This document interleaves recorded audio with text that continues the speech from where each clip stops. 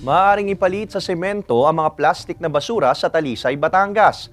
Paraan daw ito ng LGU para mapaigting ang kampanya sa proper waste segregation. Nagbabalik sa report si Paul Hernandez.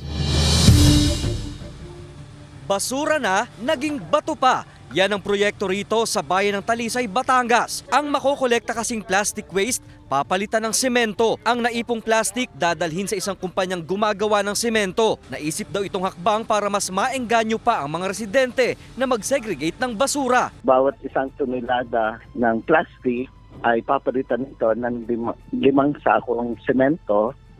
At yun namang sementong iyon ay pagkakaloob namin sa mga barangay na kung saan nanggaling yung mga plastic waste. Sa ulat ng World Bank Organization, nakakapag-generate ang Pilipinas ng 2.7 million tons ng plastic waste kada taon. 20% daw nito napupunta sa karagatan.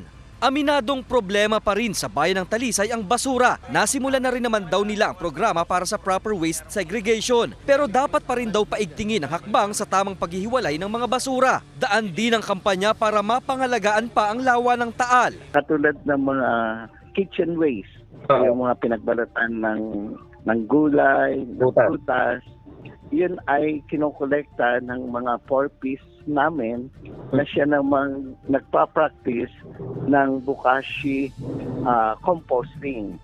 At ayun namang magiging pataba ay bibilihin ng Agriculture's Office namin at ipamimigay namin sa mga maghahalaman ng Talisay. Nasa pagdedesisyon na raw ng barangay kung saan nila gagamitin ang makukuhang semento. Paul Hernandez, Balitang Southern Tagalog.